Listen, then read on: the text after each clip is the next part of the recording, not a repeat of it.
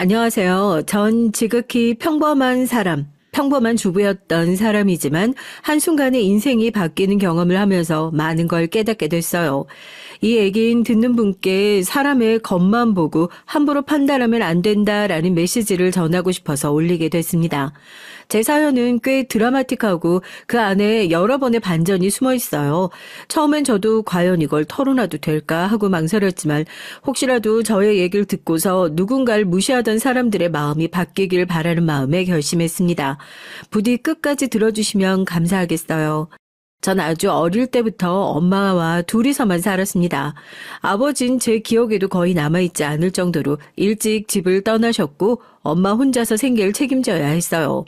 당연히 형편은 늘 빠듯했고 좁은 월세방에서 이삿짐도 제대로 풀지 못한 채 살 때도 많았습니다.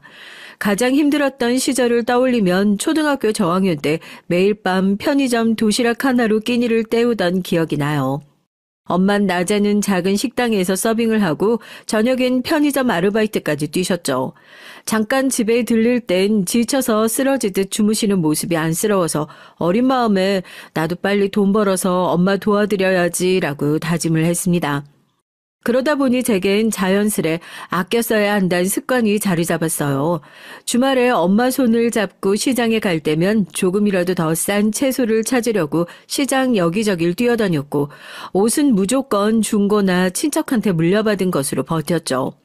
최대한 오래오래 입자가 제 구호였어요. 친구들이 새 옷을 사러 쇼핑몰에 갈 때면 전 엄마의 동네 구제 가게를 기웃거리며 득템을 하려고 애썼고요. 덕분에 돈의 소중함을 깨닫는 데는 남들보다 빨랐지만 한편으론 나도 평범하게 예쁜 옷 한 벌 살 수 있으면 좋겠다는 부러움이 들 때도 많았습니다. 그 시절의 경험 덕분인지 지금도 어떤 걸 살 때면 늘 가격표부터 보고 충동구매는 절대 하지 않으려 노력해요. 이 검소함이 몸에 밴 습관 때문에 종종 좀 여유 있게 써라라는 핀잔을 듣기도 했지만 저한텐 그게 당연한 삶의 방식이 됐어요. 엄마와 함께 버틴 지난 시간이 경제적으로도 정신적으로도 정말 제게 큰 영향을 끼쳤는지 지금 돌아보니 오히려 감사할 때가 많답니다. 그렇게 살아남는 법을 일찍 배웠으니 무슨 일이든 쉽게 무너지지 않을 수 있었거든요. 그렇게 씩씩하게 살던 제가 남편을 처음 만난 건 대학교 동아리에서였습니다. 함께 사회봉사 동아리에 몸을 담고 있었는데 거기서 매주 주말이면 복지관 아이들을 가르쳐주는 활동을 했거든요. 처음엔 그저 동아리 선후배 사이처럼 지내다가 점차 말이 잘 통하고 서로 가치관이 비슷하다는 걸 알게 되어 연인으로 발전하게 됐습니다. 연애를 막 시작했을 무렵이었어요. 어느 날 남편이 우리 이번 주에 데이트도 할 겸 근사한 식당 한번 가자 하고 제안을 했어요. 다른 사람이라면 흔쾌히 좋지 했을 텐데 전 순간 부담이 됐죠. 학생 신분으로 아르바이트를 하긴 했지만 뭐든 소비라고 생각하면 몸이 먼저 움츠러들었거든요. 그래도 남편이 즐겁게 내는 아이디어를 거절하는 건 미안해서 고민 끝에 함께 가기로 했습니다. 식당 분위기도 예쁘고 음식도 맛있고요. 그런데 메뉴판 가격을 보는 순간 제 눈이 점점 커지고 마음이 조마조마해졌어요. 실은 그런 근사한 레스토랑에 가본 적이 별로 없었거든요.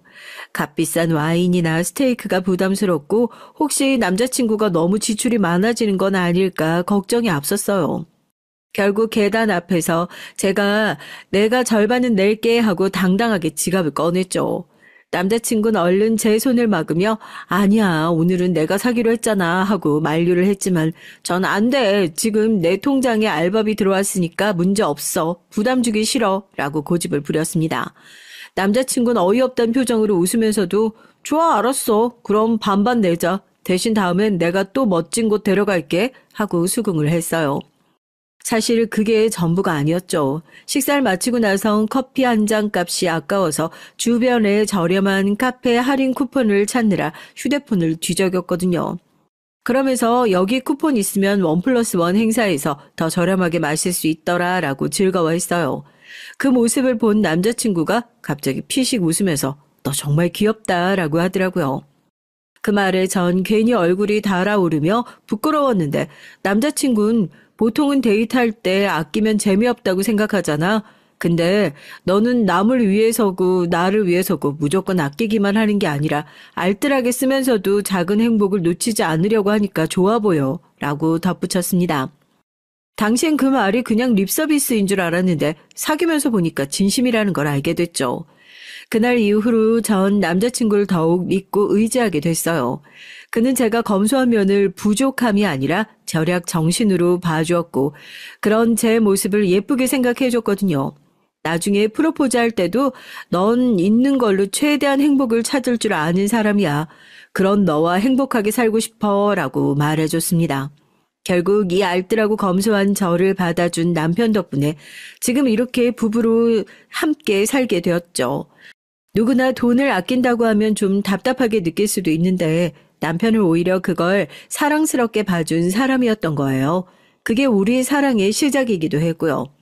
우리가 연애하던 시절 서로의 배경이나 집안 형편에 대해 깊게 묻지 않았어요.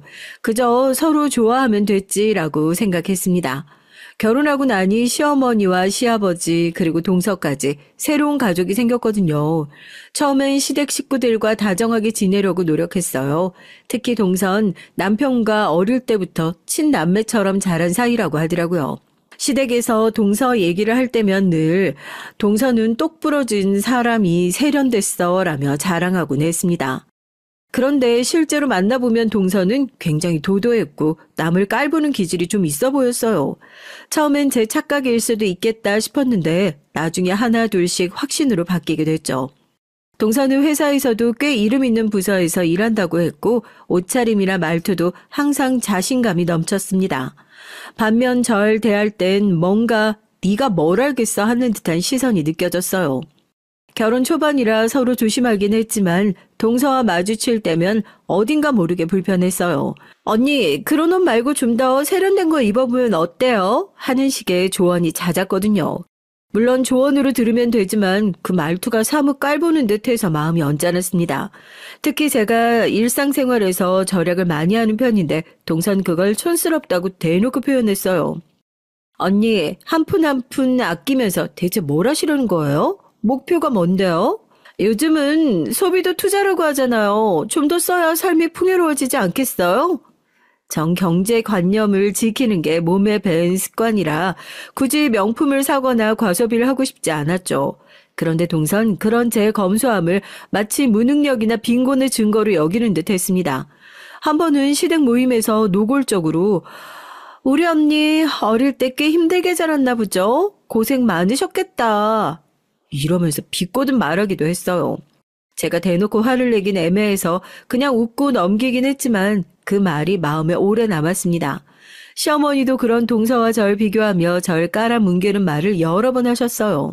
결혼하고 처음 시댁에 식사를 하러 간 날이었는데 저와 남편 그리고 남편의 동생 부부까지 다 모인 자리였죠. 사실 전 처음으로 가족 다 같이 만나는 자리라 떨리기도 했고 잘 보이고 싶다는 마음에 새벽부터 반찬을 준비해 갔어요. 그런데 막상 식사가 시작되자마자 시어머니가 저를 대하는 태도와 동서에게 대하는 태도가 확연히 달라서 당황스러웠습니다. 예를 들면 시어머니는 동서가 웃으며 문을 열고 들어오자마자 손을 덥석 잡으며 아이고 우리 아가 왔구나. 오늘도 회사 잘 다녀왔니? 능력 있는 사람은 바쁘다 바빠. 이러면서 한껏 반가워하셨죠. 전 똑같이 어머님 안녕하세요 하고 인사를 드렸지만 돌아오는 건 무심한 고개 끄덕임 뿐이었습니다. 설거지를 하는데 시어머니는 동서에 대해 칭찬을 늘어놓으셨어요. 네 동서는 회사 일도 잘하고 사회생활도 능숙해서 내가 걱정이 없어. 너도 좀 배워봐야 하는 거 아니니? 그 나이에 벌써 팀장이래. 전 설거지통 앞에서 움찔했습니다. 사실 전 아직 취업 준비 중이거든요. 시어머니의 말에 네 동선 능력 있는데 너는 왜 이 모양이냐라는 뉘앙스가 그대로 담겨 있었습니다. 순간 얼굴이 화끈거려서 쩔쩔매며 앞으로 노력하겠습니다 라고 말했는데 시어머니는 들은 척도 안 하시고 고개를 돌리시더라고요. 게다가 동서가 만들어온 요리 얘기가 나왔을 땐 우리 아가는 손재주도 좋아서 예전부터 요리도 얼마나 잘했는데 네가 배워서 흉내라도 내봐라 라고 하시는데 옆에서 본 남편이 우리 집사람도 요즘 요리책 보면서 연습 중이에요 라고 거들어줬어요. 하지만 시어머니는 곧바로 그래봤자 뭐 능력이 있어야 어디 가든 예쁨도 받는다니까 이러면서 잘라버리셨죠. 제 기운이 쭉 빠져서 속으로 나도 나름대로 열심히 사는데 왜 자꾸 못난 사람 취급만 받는 걸까 하는 생각이 들었어요. 첫 만남부터 이렇게 비교를 당하니 마음 한구석이 계속 저려왔죠. 집으로 돌아가는 길 남편이 애써 제 손을 잡아주며 어머님이 원래 가만 보면 재수 씨를 유독 예뻐하셔. 아마 너한테도 관심이 없어서가 아니라 아직 잘 몰라서 그러실 거야. 라고 달랬지만 솔직히 위로가 잘 되지 않았어요. 당장 눈앞에서 받은 상처가 크기도 했고 능력 있는 동서와 능력 없는 나라는 구도가 머릿속에 선명하게 박힌 느낌이었거든요. 그 뒤로도 시댁에 갈 때마다 비슷한 일이 반복됐죠. 시어머니는 절 부를 때도 무심히 예라고 부르시면서 동서가 오면 아가 하고 반갑게 맞이하시거든요. 자꾸 이렇게 비교되고 무시를 받다 보니까 정말 내가 못나서 그런가 하는 자격지심까지 생겨서 괜히 동서가 미워지기도 했습니다. 하지만 한편으론 동서도 워낙 성격이 활달하고 일을 잘하시니 시어머니 눈에 더 예쁘게 보일 수도 있겠다 싶더라고요. 그래도 굳이 제 면전에서 동서는 능력 있고 너는 그렇지 못하다고 선언해버리는 시어머니의 태도는 참 견디기 어려웠어요. 그 후로도 전 시댁에 갈 때마다 마음이 너무 무거워졌고 나는 과연 시어머니 마음에 들 수 있을까라는 생각에 늘 자신감이 떨어져 있었습니다. 어느 날 시어머니께서 절 부르시더니 다짜고짜 동서가 근무 중인 회사에 어떤 물건을 전달해달라고 하셨어요. 동서가 바쁘다며 자기 대신 심부름을 부탁했다고요. 별로 달갑진 않았지만 시어머니의 부탁이라 어쩔 수 없었죠. 게다가 어차피 지금 집에 있잖니 다녀와라 하시니 거절을 하기도 쉽지 않잖아요. 동서가 일하는 회사는 꽤 큰 규모의 대기업이었습니다. 이름도 어디선가 들어본 것 같지만 전 자세한 내막은 몰랐거든요. 그날따라 날씨도 무척 더웠고 심부름 물건이 무거워서 전 편한 티셔츠에 청바지, 운동화 차림으로 나섰습니다. 회사에 방문할 때 이러면 실례인가 싶었지만 한두 시간 다녀오는 심부름이니 괜찮겠지 했고요. 회사 로비에 들어서자 건물 규모가 어마어마해서 살짝 위축이 됐어요. 와, 동서가 이런 곳에서 일한다니 대단하긴 하네 하는 생각도 들었고요. 안내 데스크에서 방문증을 발급받고 동서가 있는 부서를 향해 갔습니다. 복도에서 직원들을 마주칠 때마다 왠지 시선이 느껴졌죠. 괜한 자격지심에 고개를 숙이기도 했지만 그냥 내가 여기 안 어울리는 차림이긴 하지 하고 가볍게 생각했어요. 드디어 동서가 있는 사무실 앞에 도착해서 유니분 너머로 동서를 발견했어요. 동서는 몇몇 직원들과 얘기를 나누고 있었고요. 전 밝게 인사하려고 했습니다. 동서, 여기 물건 갖다 주러 왔어. 하지만 동서는 절 보는 순간 얼굴이 굳더니 주변 사람들 앞에서 갑자기 이런 말을 내뱉었습니다. 쪽팔리게. 언니 왜 여기까지 왔어요? 순간 시간이 멈춘 것 같았어요. 전 동서가 절 이렇게 대놓고 쪽팔리다라고 표현할 줄은 몰랐거든요. 차라리 밖으로 나오라고 전화를 하지. 뭐 이렇게 직접 오셨어요. 그러고 오면 안 민망해요? 다른 사람들도 다 보는데? 하며 주변 직원을 힐끔거리더라고요. 제 옷차림을 위아래로 훑는 시선에 주변에서도 희죽거리는 사람들이 보였습니다. 너무 화가 났지만 남의 회사라 화를 낼 수도 없고 그저 물건 전해주러 왔다고만 되뇌며 동서에게 줬습니다. 동서는 받아들고도 이걸 꼭 지금 갖다 줘야 했나, 하필 점심시간도 끝나가는데 라며 툴툴댔어요. 돌아서는 제 등에 대고 직원들이 웃는 소리가 들리는 것 같아 정말 죽고 싶을 정도로 창피했습니다. 그래도 어떻게 가족인데 좋은 마음으로 여기까지 심부름 온 사람한테 이럴 수가 있지라는 생각도 들었고요. 사실 동서에게 무시당하는 기분이 들 때 몇 번 있긴 했지만 이렇게 대놓고 창피를 준 적은 없었거든요. 분노와 서러움이 뒤섞여 얼굴이 빨개졌어요. 차라리 한마디 쏘아붙이고 싶은데 회사에선 갑자기 큰 소리치면 이상한 사람으로 보일 테고 동서는 이곳에서 자신이 갑이라는 듯 태어난 모습이니 제가 더 위축됐죠. 그래, 빨리 나가자. 괜히 여기서 더 있다간 하고 복도를 서둘러 나오려는 순간 등 뒤쪽에서 예상치 못한 목소리가 들렸습니다. 낮고 카리스마 넘치는 나이 지긋한 남성의 목소리였죠. 잠깐만. 전 어깨를 움찔하며 돌아봤어요. 회사 임원들이 보이는 중년 남성 몇 분과 함께 누가 봐도 이 회사의 높은 분 같아 보이는 분이 서 계셨습니다. 동서는 그분을 보자마자 기겁하며 허리를 깊이 숙였어요. 그 높은 분, 그러니까 회장님으로 보이는 분이 제 얼굴을 뚫어지게 쳐다보더니 갑자기 다정한 목소리로 말씀하셨습니다. 딸, 왜 여기에 있어? 여기 무슨 일로 온 거야? 그 순간 제 심장이 쿵 하고 내려앉았어요. 주변의 모든 소리가 사라지고 오직 그분의 말만 선명하게 들렸죠. 저도 모르게 아버지 하고 중얼거렸어요. 그러자 그분이 한 걸음에 다가와 제 손을 잡으시며 요새 왜 이렇게 연락이 뜸해? 아버지 보러 온 거니?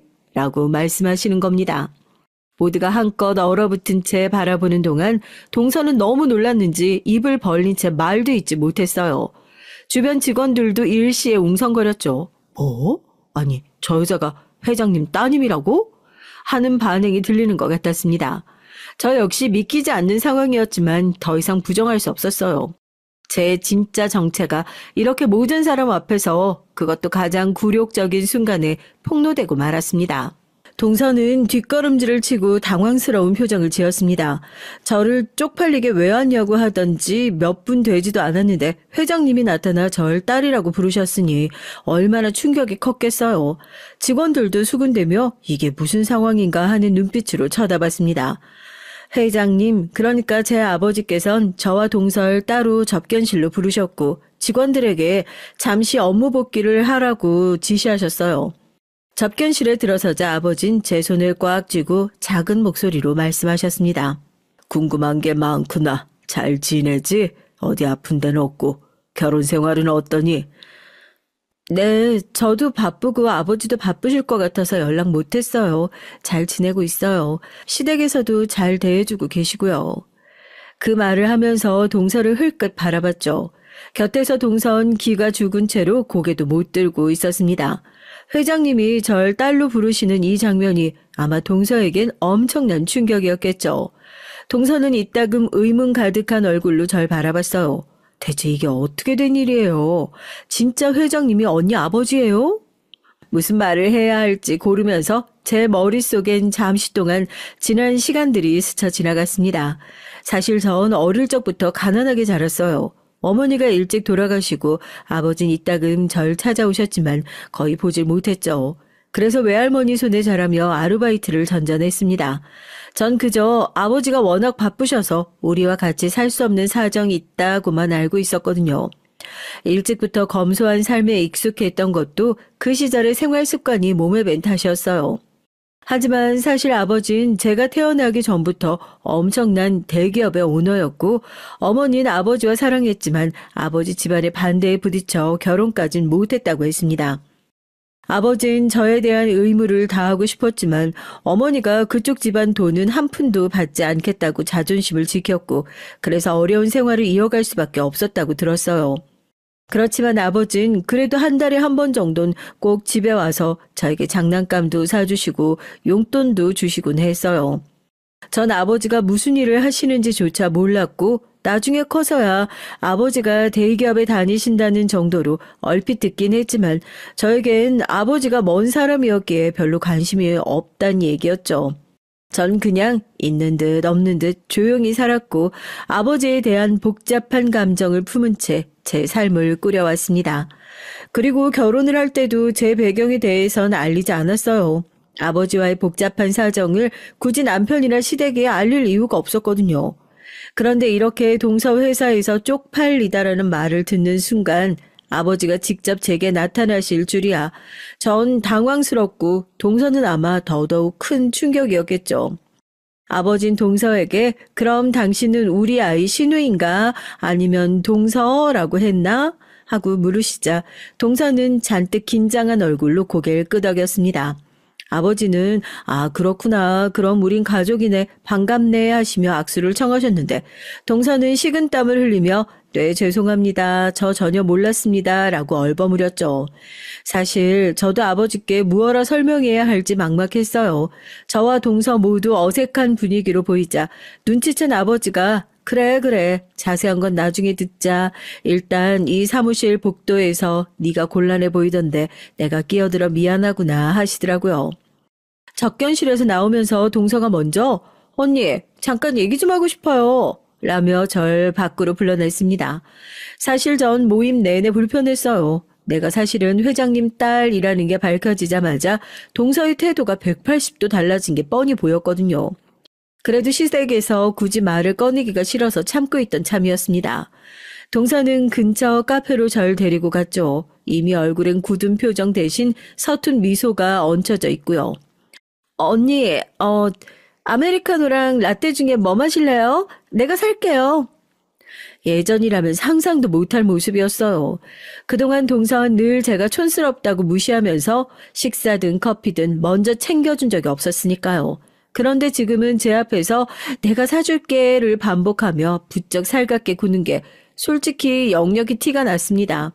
전 속으로 사람 참 간사하네 라는 생각이 들었지만 일단 라떼를 시키며 자리에 앉았죠. 자리에 앉자마자 동서는 작게 한숨을 쉬면서 언니 사실 나는 몰랐어요. 언니가 그런 분이실 줄 전혀 몰랐다고요. 그래서 그동안 내가 좀 실수한 부분이 많긴 한데 이러면서 말을 꺼내더라고요. 순간 사과를 하려는 건가 싶었는데 이어지는 말은 제 기대와는 한참 달랐습니다. 아니 그러니까 언니가 엄청 대단한 집에서 자란 줄 알았으면 나도 그렇게 함부로 말 안 했죠. 언니가 좀 촌스러워 보여서 내가 아무튼 그때는 어쩔 수 없었어요. 그러니까 너무 오해 말아요. 전 그 말을 듣고 순간 가슴이 답답해졌습니다.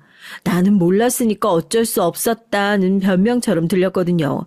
사실 전 어릴 때 엄마와 단둘이 살며 힘들게 자랐고 검소한 습관이 자연스럽게 몸에 배었을 뿐인데 동서는 그걸 단순히 돈 없어서 우울하게 사는 사람쯤으로 깎아봤던 거예요. 그리고 지금은 제가 큰 회사 오너의 딸이란 사실을 알았으니 태도를 바꿔보겠다는 심산인 것 같았습니다. 그나마 일말의 기대라도 했던 제가 우스웠고 없던 정도 떨어져 가는 게 느껴졌어요. 동서는 그걸 눈치챘는지 다시 부연 설명을 하기 시작했습니다. 원래 내가 좀 거칠게 말하는 스타일이라 언니도 알잖아요. 근데 지금 생각해보면 난 그냥 언니가 조용하고 검소하게 사는 게 괜히 좀 답답해 보였고 저렇게까지 알뜰할까 싶었거든요. 그래서 조금 비꼬았을 수도 있는데 그건 언니를 싫어해서가 아니라 내가 성격이 원래 그렇고 끝없이 이어지는 변명을 듣는데 점점 제 마음은 차가워졌어요. 결국은 대단한 집안 자식이라는 걸 알기 전까진 나를 대놓고 무시했으면서 이제 와서 이런 식으로 합리화하는 건가 하는 생각이 머릿속을 떠나지 않았거든요. 차라리 솔직하게 내가 너무 막대했어 미안해 라고 말하면 모를까. 그저 내가 몰랐으니 이해해달라고 호소하는 게 너무 구차하게 들렸달까요? 커피를 반쯤 마셨을 때 동서가 다시 한번 그래도 언니랑 나 가족이니까 앞으로 잘 지내봐요. 응? 하고 억지로 웃었지만 전 쉽게 웃어줄 수가 없었습니다. 예전에도 가족이긴 마찬가지였는데 그땐 그렇게 무시를 해놓고 이제서야 태세 전환이라니 마음속 깊은 상처가 떠오르면서 오히려 동서에게서 한 발짝 물러서고 싶다는 생각이 컸어요. 카페에서 나오며 동서가 또 오늘은 내가 커피값 낼게. 언니 다음에 밥도 내가 살게요. 라고 말을 하는데 이 상황이 참 씁쓸하더라고요. 동서는 저와 잘 지내길 바라는지 몰라도 전 이미 이전과 같은 감정이 아니었습니다. 그저 덤덤하게 다음에 봐 라는 말을 남기고 헤어졌죠. 그 후 동서의 태도는 하루아침에 달라졌어요. 그날 이후로 절 볼 때면 예전처럼 깔보긴커녕 먼저 웃으면서 언니 날도 더운데 힘드시죠? 이런 식으로 과하게 살갑게 대하더라고요. 시어머니나 시댁 식구들 앞에서도 한없이 저를 추켜 세우며 우리 언니는 참 검소하고 착한 분이에요. 회사까지 와서 물건도 챙겨다 주고 이렇게 말을 하더라고요. 물론 시댁에선 이 사실이 곧바로 전해졌습니다. 왜냐하면 동서가 시어머니나 다른 가족들에게도 큰일 났다는 식으로 보고를 했거든요. 시어머니는 처음에 어리둥절해 하시다가 걔가 대기업 회장님 딸이라니 말도 안 돼. 이러면서 혼란스러워 하셨어요. 남편도 크게 놀랐고요. 여보, 그런 큰일을 왜 숨겼어? 사실 저도 뭐라 말을 해야 할지 난감했습니다. 전 철저히 숨기려 한 게 아니라 괜히 복잡해질까봐 꺼렸던 거였으니까요. 남편은 일단 그동안 힘들게만 산 줄 알았는데 이런 비밀이 있을 줄이야. 그래도 다행이다. 아버지가 계셨다니. 그런 사실을 알았어도 우린 변하는 거 없어. 넌 있는 그대로 내 아내잖아? 하며 이해해 줬습니다. 그 한마디에 얼마나 안도 있는지 몰라요. 며칠 뒤 아버지가 저를 따로 부르셨어요. 안 그래도 너와 만나서 얘기를 나누고 싶었는데 혹시 나와 함께 회사에서 일하며 배우면 어떻겠니? 그런 제안을 하셨습니다. 전 너무 당황스러웠죠. 전 한 번도 회장님 딸로 살 생각을 해본 적이 없었거든요. 어릴 때부터 남의 도움 없이 자립해왔다고 자부하기도 했고요. 아버지, 전 그냥 평범하게 살고 싶어요. 지금도 시댁 식구들 앞에서 제가 회장님 딸이라는 사실이 알려져서 부담스럽고요. 동서도 저한테 마음의 벽이 있는 것 같고 그렇게 고개를 저었어요. 하지만 아버진 그거와는 별개의 일이야. 그간 지켜봐온 네 모습을 보고서 판단한 일이란다. 넌 혼자서도 그렇게 내 도움 한 번 받지 않고 씩씩하게 자랐고 난 그걸 높이 샀지. 우리 회사에 들어와서 실력을 발휘해 보렴. 단순히 오너 일가라서가 아니라 네가 원하는 꿈을 펼칠 수도 있을 거야. 하고 말씀하셨습니다. 결국 전 남편과 상의 끝에 회사에 입사하기로 마음먹었어요. 오너 일가라는 딱지 때문에 편견의 시선이 있겠지만 제가 진짜 실력을 키우면 된다고 생각했고요. 그렇게 전 아버지 회사의 경영지원팀으로 들어갔고 동서는 홍보팀에서 일을 하고 있었어요. 원래도 큰 회사라 서로 다른 부서면 별로 마주칠 일 없을 줄 알았는데 신사업 프로젝트가 생기면서 나란히 참여하게 됐죠. 동서는 저를 대놓고 무시하진 않았지만 여전히 삐딱한 기색이 있었습니다. 예를 들어 회사 식당에서 만나면 언니 이제 회사 오너 2세시니까 좀 당당해도 돼요. 예전처럼 그렇게 검소하게 지내면 도리어 주변 직원들 입방아에 올라요. 이러면서 제가 여전히 아끼고 사는 걸 못마땅해 했습니다. 저도 굳이 날 세우고 싶진 않았지만 동서의 말투에서 왜 그렇게 초라하게 행동하느냐는 뉘앙스가 느껴져서 신경이 쓰이더라고요. 제가 어려서부터 검소하게 살아와서 비싼 옷이나 화장품을 전혀 쓰지 않았거든요. 근데 회사에선 오너 딸이라면서 왜 저렇게 초라하게 다닐까? 혹시 아버지한테 미움받는 딸인가? 저 사람 원래 집에서 버림받았다는 소문이 있던데 하는 말들이 흘러다니는 걸 알게 됐죠. 전 따로 해명하고 싶지 않았어요. 굳이 제가 나서서 사실 어릴 때 사정이 이러저러 했다고 털어놓기도 싫었고요. 그런데 이런 모호한 소문이 퍼질수록 동서가 속으로 쾌재를 부르는 건 아닌가 싶기도 했습니다. 동선 회사에서 꽤 인싸 체질이었거든요. 멋들어진 말솜씨와 사교성으로 임직원의 비위를 잘 맞추는 편이라 저보다 훨씬 안정적인 분위기였고요. 곧 시작된 신사업 프로젝트, 전 경영지원팀에서 자금을 관리하고 인력을 조율하는 역할을 맡았고 동서는 홍보팀에서 대외 마케팅과 보도자료를 담당하게 됐어요. 서로 협력해야 하는 일이 많았지만 일할 때마다 동서는 꼭 언니가 좀 봐주면 안 돼요 하고 요구사항을 늘어놨죠. 지나치게 과한 예산을 책정하거나 무리한 프로모션을 시도한다든지 말이에요. 그런 상황에서 제가 이건 우리 팀장이 허락 못하는 것 같아. 왜냐하면 현재 예산 규모가 그 정도는 안 돼 하고 거절하면 동서는 뒤돌아서서 오나 2세 주제에 팀장이 뒤에서 숨어서 나 몰라라 하더라? 이런 식으로 험담을 흘렸어요. 회사 사람들 사이에선 벌써 제게 낙하산이네 오너 일가 주제에 어수룩하네 같은 말이 돌기 시작했죠. 이걸 알게 되니 마음이 정말 괴로웠습니다. 프로젝트가 중반에 접어들 무렵 동서가 기획한 대규모 홍보 이벤트가 예상과 달리 큰 반응을 얻지 못했어요. 투자한 비용 대비 성과가 저조하자 임원회의에서 동서가 질책을 받았죠. 그와 동시에 제가 맡았던 부분들 내부 팀 협조 실무 지원은 의외로 잘 운영돼서 회사 내부적으로 저에 대해 성실하고 아이디어도 좋다는 긍정적인 평가가 나왔고요. 회사 안에서 동서에 대한 시선이 조금씩 달라졌고 저에 대한 편견도 서서히 옅어졌습니다. 급기야 임원 중 한 분이 오너 이세 낙하산이라길래 별 기대 없었는데 생각보다 열심히 하고 있더라. 그 친구 괜찮더라 라는 말을 했다고 해요. 이는 동서에겐 큰 타격이었나 봐요. 왜냐하면 그동안 동서가 회사에서 가장 뛰어난 며느리처럼 굴림해 왔는데 제가 예상치 못한 반전을 만든 셈이니까요. 결국 프로젝트가 끝날 무렵 동서는 평가에서 저조한 성적표를 받았습니다. 사람들 사이에서 저와 동서의 관계가 퍼지게 됐고 저와 동서가 비교 대상이 될 수밖에 없었어요. 특히나 프로젝트 직후 동서의 능력에 대해 의심하는 사람들의 수군거림이 퍼졌고 동서는 회사의 위상을 지키지 못한 것 같아 의기소침해졌어요. 그러던 어느 날 동서가 저에게 조용히 다가오더니 물었습니다. 언니, 우리 잠깐 얘기 좀 할 수 있을까요? 사내 카페테리아에서 마주 앉은 동서는 한숨을 푹 쉬며 사실 그동안 내가 언니 무시했던 거 인정해요. 언니를 궁상 맞은 사람이라고만 생각했어요. 검소한 게 아니라 돈이 없어서 허덕이는 거라고 여겼고요. 그래서 내가 더 우월하다고 생각했죠. 그런데 언니가 회장님 딸인 줄 알고부턴 오히려 두려웠어요. 내가 당할까 봐. 진짜 미안해요. 이러더라고요.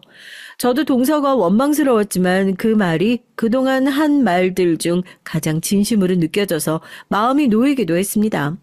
괜찮아. 나도 동서가 왜 날 그렇게 보는지 이해 못했었는데 이제 알겠네. 우리 둘 다 잘못이 있지. 서로를 잘 몰랐으니까. 그렇게 해서 회사 내 소문도 잦아들었고 저와 동선 조금씩 자연스럽게 어색함을 풀어가기 시작했습니다. 동서는 그 이후 다음 날부터 밥 한 끼를 먹어도 꼭 저를 챙겨주고 시댁 모임에 갈 때도 언니 저랑 같이 가요. 차는 제가 태워드릴게요. 이러면서 먼저 연락을 해오더라고요. 한 번은 시어머니와 약속이 있어 시댁에 가게 됐는데 동서가 전화로 언니 이번에 제가 조금 일찍 도착해서 집안일 좀 도울게요. 언니는 천천히 오셔도 돼요. 이러면서 살갑게 구는 거예요. 저로서는 이전 모습과 너무 달라서 살짝 당혹스러웠죠. 예전엔 제가 먼저 도와준다고 해도 언니가 도와줘봤자 뭘 얼마나 하겠어요. 그냥 가만히 계세요. 이러면서 밀쳐내는 식이었거든요. 또 다른 날은 시댁에서 식사를 마치고 나오는 길에 저한테 살며시 다가오더니 언니, 우리 좋은 가족 맞죠? 이런 말을 하는 거예요. 혹시라도 제가 진심을 느낄까봐 안절부절 못하는 기색이 역력했습니다. 차를 타고 돌아가는 길에 저 혼자 생각이 복잡해지더라고요. 동서가 정말 반성해서 이런 걸까? 아니면 내 배경을 알고 나서 조심스러워진 걸까? 사실 행동만 놓고 보면 동서는 전에 비해 엄청 친절해졌어요. 시댁 모임에서도 절 잡고 언니 부르면서 집안 대소사를 상의하고 서로 음식 준비할 땐 언니가 주도해주세요. 제가 서포트할게요. 라고 나서고요. 예전 같으면 절 촌스럽다고 무시할까봐 제가 주방에도 손도 못 댔는데 이젠 오히려 절 치켜세우며 언니 요리 솜씨가 제법 괜찮다며 허둥지둥 칭찬까지 해주더라고요. 그렇게 겉으로 보면 굉장히 좋아진 관계처럼 보였죠. 하지만 전 이 급격한 변화가 오히려 어색했습니다. 왜냐하면 동서가 절 대하는 태도가 하루아침에 뒤집힌 이유를 뻔히 알고 있기 때문이죠. 그 일만 없었어도 여전히 절 무시했을 사람이 이제 와서 가족끼리 화해하자며 살갑게 구는 모습이 저에겐 조금 위선처럼 느껴지는 거거든요. 그래도 딱 잘라 거부하기보단 가족 내 분란을 피하고 싶은 마음에 적당히 맞장구를 쳐주고 있어요. 동서님이 자기 나름대로 그래도 용서를 구하고 잘 지내고 싶다는 마음이 있을 수도 있겠죠. 어찌됐든 지금처럼 대놓고 멸시당하지 않는 상황이 낫다 싶으면서도 솔직한 내 감정은 그리 단순하지 않습니다. 남편도 이런 변화가 신기한지 동서가 갑자기 착해졌네. 이러면서 뚝 던졌는데 전 별다른 답을 하지 않았어요. 말해봐야 저도 잘 모르겠으니까요. 어쨌든 지켜보자 하는 마음 반, 또 다시 변할 수 있지 않을까 하는 마음 반으로 동서와의 관계를 조심스럽게 이어가고 있습니다. 시어머니와 시아버지도 제게 한동안 제 사정에 대해 꼬치꼬치 캐물으셨어요. 그리고 의외로 처음엔 화를 내시더라고요. 너 일부러 우리한테 숨긴 거 아니니? 우리가 너네 집안에 뭐 해달라고 할까봐. 그래서 일부러 속이려고 막 아끼고 사는 것처럼 행동한 거 아니야? 전 기가 막혔지만 솔직하게 말씀드렸어요. 사실 저도 어릴 때부터 아버지를 제대로 못 뵙고 힘들게 살아서 지금도 검소한 게 몸에 밴 거라고. 제게 대단한 재산이 있는 것도 아니고 그러니까 절 그저 평범한 며느리로 대해달라고요. 남편도 저와 시댁 사이에서 중재하듯 제가 잘 모셨으면 됐죠. 너무 부담 갖지 마세요. 이렇게 거들어줬습니다. 한 번은 가족 식사 자리에서 아버지도 잠깐 들르셔서 인사하시고 싶어 하셨어요. 사실 결혼식도 오고 싶어 하셨는데 제가 거절했었거든요. 그런데 아버지 회사까지 다니는 지금 더 이상 아버지께 벽을 세우는 것도 도리가 아닌 것 같아서 시댁에 소개를 시켜드려야 되겠다고 생각했습니다. 시댁에선 떨떠름하게 생각하셨지만 동서가 나서서 회장님이 오신다는데 당연히 반겨주셔야죠 하면서 거들어서 마지못해 허락을 했어요. 시댁 식구들이 모두 모인 자리에서 아버지가 조심스럽게 들어오셨습니다. 처음 뵙겠습니다. 늦게 인사드리게 돼서 죄송합니다. 시부모님은 지금까지 이 중요한 사실을 숨기고 있었던 것에 대해 저희도 기분이 안 좋네요. 우릴 속인 거 아닙니까? 회장님 딸이라면 우리도 달라질 게 많았을 텐데 하시며 아버지를 몰아세우셨어요. 급기야 격앙되어 우릴 기만했다. 결혼 자체가 사기 아니냐는 식으로 비난하는 말을 하시더라고요. 아버지도 좋은 마음으로 오셨다가 생각지 못한 상황에 난감하셨지만 고개 숙이며 제가 여러 사정이 있어서 딸을 공식적으로 거두지 못했습니다. 그러나 결혼 전에 미리 알리지 않은 건 제 불찰도 큽니다. 라며 책임을 어느 정도 인정하셨습니다. 그러자 시어머니는 시종일관 차가운 표정으로 이제 와서 이런 식으로 나타나셔서 아유 우리도 난처하네요. 이렇게 퉁명스럽게 굴었죠. 그러자 뜻밖에도 동서가 중간에서 나서서 어머님 아버님 언니가 일부러 속인 건 아니잖아요. 그냥 얘기할 타이밍을 못 잡은 것뿐이고 이렇게 회장님 직접 모시기까지 했잖아요. 얼마나 바쁘신 분인데. 그러면서 저와 아버지를 변호해줬어요. 의외의 지원군이더라고요. 아버지도 화제를 돌리기 위해 동서에게 웃으며 말했습니다. 이번 프로젝트에 썼다. 안 좋은 결과 나왔다고 해도 계속 도전하다 보면 좋은 성과 있을 거야. 그리고 동서끼리 사이좋게 지내보렴. 가족이잖니. 이렇게 말씀하셨죠. 동서는 고개를 깊이 숙이며 네 회장님 저도 정말 반성 많이 했습니다. 작은 소리로 대답했어요. 그렇게 유야무야 식사 자리가 마무리됐고 전 예상 외의 시댁의 비난 때문에 서러워서 눈물이 날 정도였어요. 이해해 주시리라 생각했는데 도대체 왜 그렇게까지 화를 내시는지 이해가 가지 않았어요. 며칠 뒤 시댁에서 다시 연락이 왔습니다. 시어머니가 저 혼자 좀 오라고 할 얘기가 있다고 하시더라고요. 사실 그날 이후로 시댁 가기가 겁났지만 피할 수도 없어서 가게 됐습니다. 식탁에 마주 앉자 시어머니는 처음에는 한숨만 푹푹 쉬시더니 갑자기 저한테 이런저런 섭섭함을 쏟아내셨어요. 우리가 처음에 네가 평범한 집안 딸이라고 생각했지. 그래서 별 기대도 안 했다. 근데 알고 보니 엄청난 회장님 딸이라잖니? 응? 그럼 최소한 결혼식 때나 아니면 예단이나 이런 데서 도움 받을 수도 있었을 텐데. 네가 모조리 숨기니까 우리는 황당하지. 지금이라도 뒤늦게 도와줄 수 있으면 좋겠지만 이게 뭐냐고. 제가 듣고 기가 막혔어요. 마치 넌 재벌 딸이면서 왜 시댁에 돈 한 푼도 안 썼냐는 식으로 들렸거든요. 그래서 조심스럽게 말씀드렸습니다. 저 사실 어릴 때 아버지와 떨어져 지내서 따로 큰 도움 받은 적이 없어요. 저도 늘 검소하게 살아왔고 뭘 어떻게 해드려야 할지 모르겠네요. 그러자 시어머니는 아이고 그건 또 무슨 말이니 재벌가 딸이 힘들었다는 게 이해가 되냐 하며 여전히 날선 반응이셨죠. 시아버지 역시 우리도 돈 욕심만 있는 게 아니다. 그렇지만 이렇게까지 속고 있었으니 기분이 좋겠냐며 계속 제게만 책임을 물으셨습니다. 저로선 너무 억울했어요.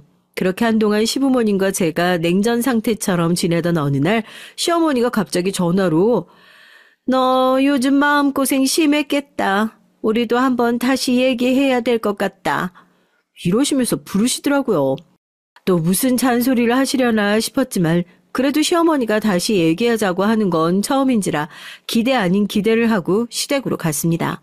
집에 들어서니 예상과 달리 시어머니와 시아버지가 표정이 좀 누그러진 상태였어요. 차 한 잔이라도 내주겠다는 얘기를 먼저 꺼내신 게 저로선 일종의 신호처럼 느껴졌고요. 시어머니가 잠시 머뭇거리더니 말을 꺼내셨습니다. 그동안 우리가 너무 흥분해서 막말을 했구나. 사실 생각해보면 네가 우리한테 일부러 피해를 주려거나 악의로 숨긴 건 아니었을 텐데 미안하다. 갑자기 바뀐 태도에 전 어처구니가 없었죠. 시어머니가 제게 직접 미안하다라고 표현하는 건 처음이었거든요. 이어서 시아버지도 나도 우리 자존심에만 집착했던 것 같구나. 회장님 사위라는 소리 들으면 혹시 주변에서 우리를 우습게 볼까봐 괜히 예민했어. 생각해보니 네 잘못도 아닌데 말이다. 알고 보니 시부모님은 주변 친척들에게도 얘기가 퍼져서 스스로 체면이 구겨졌다고 느끼셨대요. 며느리 집안이 그렇게 대단한데 며느리네 집에 기 눌리는 거 아니냐, 그런 말이 들려와서 더 열등감이 폭발했던 모양입니다. 그런데 왜 갑자기 태도가 바뀌었을까 이상했는데 나중에 알고 보니까 아버지께서 직접 시댁까지 찾아오셨었다고 해요. 그리고 시댁에 뒤늦게 하게 되어 죄송하다며 예단비로 굉장히 많은 돈을 들였다네요. 남편이 그 사실을 알고 크게 화를 내며 돌려드렸다고 하면서 저에게도 말을 해줘서 알게 됐어요. 아무튼 그날은 시어머니가 제 손을 잡으며 이제 우리도 알았으니 더 이상 미안하게 굴지 말고 편하게 지내자. 애초에 네가 큰 재산이나 도움을 바라고 우리 집에 시집 온 건 아니었잖니. 그러니 우리도 오해 풀고 싶다. 저로선 무척 혼란스러웠지만 그래도 시어머니 입에서 직접 나온 사과와 화해 제안이 마음 한구석을 조금씩 녹여줬습니다. 그날 이후 시부모님은 더 이상 저에게 나쁘게 대하지 않으셨고 대신 아직도 아버지와는 자주 못 만나니 우리도 한번 제대로 인사드리고 싶다고 말씀을 하셨어요. 물론 처음처럼 막 환하게 대하기엔 서로 어색함이 남아있긴 했지만 적어도 예전처럼 네가 우리를 속였다는 식의 말은 안 하셔서 다행이었죠. 이렇게 아버지가 회장님이라는 사실이 밝혀지기 전후로 한바탕 소동이 있었지만 어쩌면 이 일을 계기로 시부모님과 저 사이의 오해가 조금씩 거치고 새로운 가족관계를 시작할 수 있게 된 걸지도 모르겠어요. 그렇게 긴장과 갈등으로 가득했던 시간들이 조금씩 해소됐고 지금은 서로를 이해하고 존중하려고 노력하는 단계에 있습니다. 동서도 예전처럼 노골적으로 절 적대하지 않고 저와 동등한 관계를 잘 지내고 있고요. 때로는 회사 업무 관련 노하우나 팁을 알려주며 도와주기도 해요. 저도 동서가 자신감을 잃지 않도록 격려해주고요. 예전에 동서는 제가 검소하게 사는 걸 촌스럽다고 무시했고 전 그런 동서를 보며 왜 그렇게 사치스럽게 살까 하고 못마땅했죠. 동서는 원래 내가 벌면 쓰는 것도 내 마음이라는 주의였고 전 남은 월급은 곧 저축이라는 사고방식에 몸이 배웠습니다. 이런 상반된 생활 태도가 우리 사이를 더 멀어지게 했었죠. 그런데 얼마 전 동서가 나도 이제 돈 좀 아끼고 모아야겠어요. 나중 생각해서 저축도 필요한 것 같더라고요. 제게 조언을 구했어요. 저는 그런 동서에게 기본 가계부 쓰는 법부터 알려줬죠. 지금껏 동선 영수증을 거의 버렸는데 함께 돈 흐름을 체크해보자고 제안했죠. 동서는 처음에 뭐 이렇게까지 해야 돼요 했지만 한두 달 지나고 나니 이거 생각보다 재밌고 유용하네. 이렇게 모이면 한 달에 꽤 쌓이네요. 하며 신기했습니다. 예전이라면 듣도 보도 못할 대화였는데 이제 동서가 제 검소함을 존중하고 배우려 한다는 느낌을 받으니까 정말 감개무량했어요. 그렇다고 저도 동서에게서 얻은 게 없었던 건 아니에요. 사실 전 너무 절약만 하다 보니 가끔은 최소한의 행복 소비조차 놓치고 지낸다는 얘기를 종종 들었거든요. 동서가 제게 이런 제안을 했습니다. 언니, 가끔은 자기 자신을 위해서 돈을 써보는 것도 나쁘지 않아요. 맨날 아끼기만 하면 무슨 재미로 살아? 나도 요즘 아끼고 있지만 그 와중에도 가끔은 내 힐링을 위해 지출해요. 처음엔 제가 에이 난 굳이 필요 없는데 하고 손사래를 쳤죠. 그런데 동선 맞춤형 피부관리 한번 받아보고 네일 살롱도 가보자며 적극적으로 이끌었습니다. 솔직히 전 그런 데에 돈 쓰는 걸 사치로만 여기고 살았는데 막상 해보니까 자신을 가꾸는 재미도 있고 한결 기분이 좋아지는 거예요. 동서는 제 반응을 보며 그렇죠? 이런 걸로 스트레스 푸는 것도 소중한 투자예요. 이러면서 환하게 웃었어요. 그날 이후로 전 동서에게 한 수 배웠다고 느꼈습니다. 물론 무작정 소비만 하란 뜻이 아니라 때로는 나를 위해 소소하게 쓰는 게 정신 건강에도 좋구나 하고 깨달은 거죠. 덕분에 저도 이제 월급의 일정 부분을 나를 위해 기쁨 항목으로 잡아두고 그 범위 안에서 작은 사치를 누리고 있습니다. 요즘은 시댁 모임에서 동서와 제가 함께 움직일 때도 훨씬 자연스러워졌어요. 예전에 만나기만 하면 서로 기싸움을 하는 느낌이었는데 이젠 서로의 장점을 살려 협력하는 분위기가 됐죠. 명절 음식 준비할 때도 동서는 언니 나 장 보러 갈 건데 옆에서 가르쳐줘요. 이러면서 먼저 다가오고 제가 그래 올 때 동서가 전에 얘기했던 케이크집에서 디저트 사오자 하고 답하기도 합니다. 시어머니나 시아버지도 그 모습을 흐뭇하게 지켜보세요. 예전엔 동서를 능력 있다며 치켜세우고 절 능력 없다며 구박했던 시부모님이 이젠 둘이 서로 잘 어울린다. 각자 스타일이 달라서 좋은 시너지 낸다라는 말을 곧잘 하십니다. 우리가 서로에 대해 배우고 존중해 주는 게 눈에 보이니까 시부모님도 한결 만족스러워 하시는 것 같아요. 동서는 이제 한 명의 독립적 인격체로서 제 라이프 스타일과 가치를 인정해줘요. 저도 동서가 보여준 나를 위한 소비가 왜 중요한지 조금씩 이해가 됐고요. 그런 과정을 통해 우린 전보다 훨씬 더 가까워졌어요. 시간이 지날수록 동서의 진심이 전해져서 이젠 서로가 부족한 점을 채울 수 있는 좋은 파트너 같은 느낌입니다. 동서는 저에게서 알뜰함을, 저는 동서에게서 가끔은 내 자신에게 투자하는 것을 배웠으니까요. 얼마 전 동서 생일 때 제가 조그마한 실내 스파 예약 쿠폰을 선물했어요. 예전 같으면 이게 무슨 돈 낭비냐라며 선뜻 돈을 쓰지 못했을 텐데 이젠 저 역시 이 정도 소소한 행복엔 가치가 있다고 생각을 해요. 동서는 한껏 기뻐하면서 그럼 다음엔 내가 언니한테 멋진 백 하나 사줄게요. 언니가 너무 부담 없이 들 수 있는 스타일로 라며 즐거워했답니다. 그렇게 지금 우린 서로를 깎아내리던 과거를 벗어나 진짜 가족으로서 서로에게 배우고 응원하며 지내고 있습니다. 각자 다른 라이프 스타일이 오히려 조화를 이루어 더 풍부한 관계를 만들어내는 걸 실감하고 있어요. 돌이켜보면 만약 제가 시어머니 심부름으로 동서 회사에 가지 않았다면 이 반전은 일어나지 않았을지도 몰라요. 쪽팔린다라는 말 한마디에 얼마나 마음이 무너졌었는지. 그런데 그 자리에서 아버지가 제 진짜 정체를 드러내시며 상황이 역전될 줄이야 누가 알았겠어요? 인생 정말 모르겠더라고요. 결국 이 일을 통해 깨달은 건 겉으로 보이는 경제적 수준이나 일시적인 우월감만 믿고 남을 깎아내릴 필요가 전혀 없다는 것입니다. 저도 동서를 날카로운 사람이라고만 생각했지만 사실 동서도 내면의 불안함과 열등감이 있었던 거예요. 서로를 잘 알지 못해서 상처를 주고 받았던 거죠. 그러나 지금은 그런 아픔을 딛고 진짜 가족이 되어가는 과정을 밟고 있습니다. 참 아버지와도 역시 그 이후로 다른 의미에서 진짜 가족이 되어가는 과정을 밟고 있어요. 아버지와 남편과 함께 어머니 납골당에도 찾아가고 가끔은 아버지와 단 둘이 술 한 잔 마시기도 하고요. 아버지는 지금까지 하지 못했던 아버지로서의 역할을 하고 싶어 하시고 전 그런 아버지를 받아들이려 노력하고 있습니다. 어찌 보면 저 역시 주변 사람들에게 너무 기대지 않으려고 애쓴 나머지 사람들과의 관계에 벽을 세운 것이 아닐까 해요. 함께 살아가는 세상이잖아요. 혹시 이 영상을 보시는 분들 중에서도 시댁이나 주변 관계에서 나는 왜 무시만 당하지? 도대체 어떻게 해야 인정받을 수 있을까? 고민하는 분들이 계시다면 제 얘기가 작은 용기가 되길 바랍니다. 때로는 예상치 못한 반전이 찾아오기도 하고 그 기회를 통해 서서히 관계가 회복되기도 하거든요. 지금까지 제 얘기 들어주셔서 정말 감사해요. 전 한때 평범한 줄로만 알았던 며느리였지만 사실은 대기업 회장님의 딸이었고 어릴 적 어려운 환경에서 자란 탓에 검소한 생활을 하다 동서와 시댁에게 무시받았지만 결국엔 통쾌하고도 따뜻한 반전을 맞게 됐습니다. 상처를 딛고 앞으로는 이 가족과 함께 좀 더 단단한 삶을 살아가 볼게요.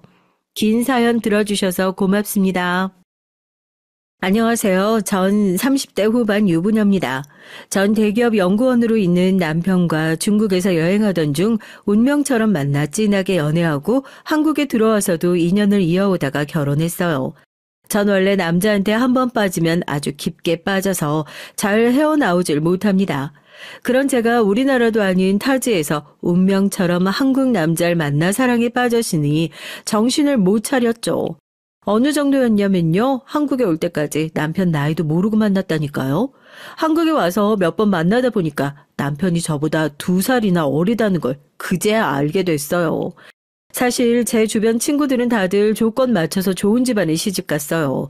전 30 초반까지 결혼 안 하고 미혼으로 있다 보니 주변에서 선자리도 많이 들어왔습니다.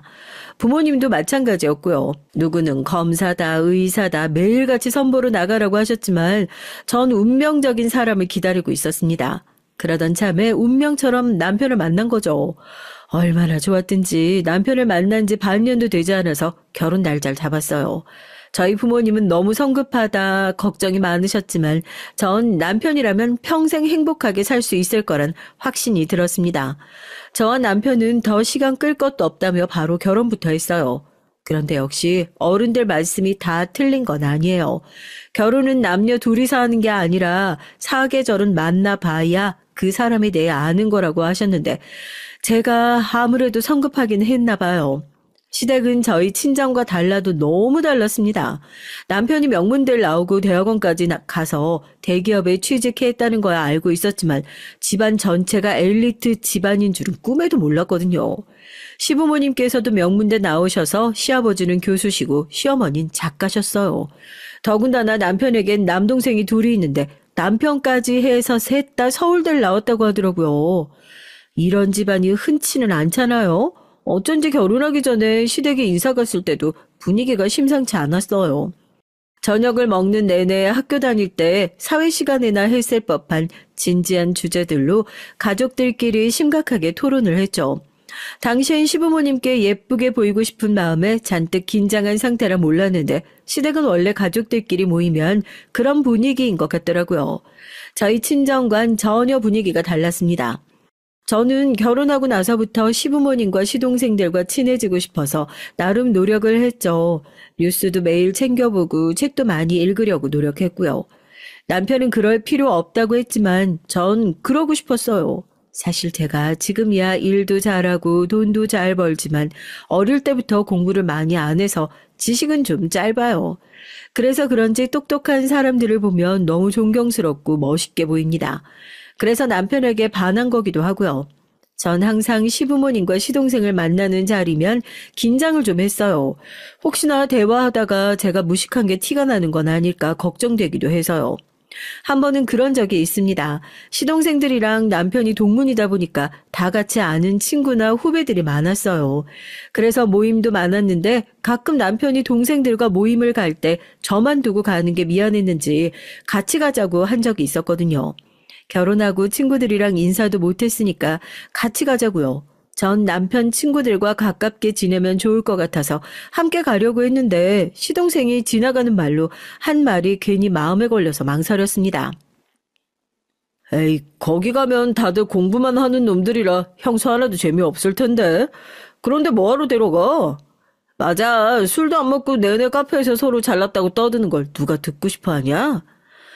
시동생들이야 당연히 제가 재미없어 할까봐 신경이 쓰여서 한 말이겠지만 전 제가 혹시나 말귀를 못 알아들어서 무식한 게 티라도 날까봐 저러나 괜히 자격지심이 생기더라고요.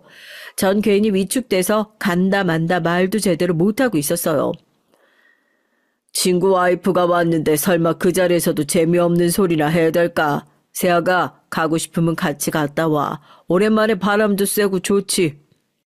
그래, 애들이 공부만 해서 좀 답답하기는 한데 그래도 애들은 착해. 그래도 다행인 건 시부모님께서 워낙 인성마저 훌륭하신 분들이라 항상 절 배려해 주셨어요. 제가 결혼하고 한동안 시댁에 오면 긴장하고 있다는 걸 아셨는지 항상 먼저 풀어주시려고 했거든요. 그런데 얼마 뒤 생각지도 못한 일이 생겼습니다. 시동생들이 1년 간격으로 차례로 결혼을 했는데 하필이면 모두 다 동문이랑 결혼했어요. 알고 보니 시동생들과 동서들은 다 학교에서 만난 CC더라고요. 이렇게 해서 저희 시댁에는 공교롭게도 저만 빼고 다들 서울대를 나왔습니다. 아무래도 형제 셋에다가 동서들까지 모두 다 같이 한 학교를 나왔으니 집안 분위기는 좋았어요. 거기다가 동서들은 대학원을 졸업하고 같은 대학 연구소에서 근무까지 하고 있어서 매일 붙어 있었죠. 그러다 보니 식구들끼리 모이면 쉬지 않고 떠들썩하게 이 얘기를 해댔습니다.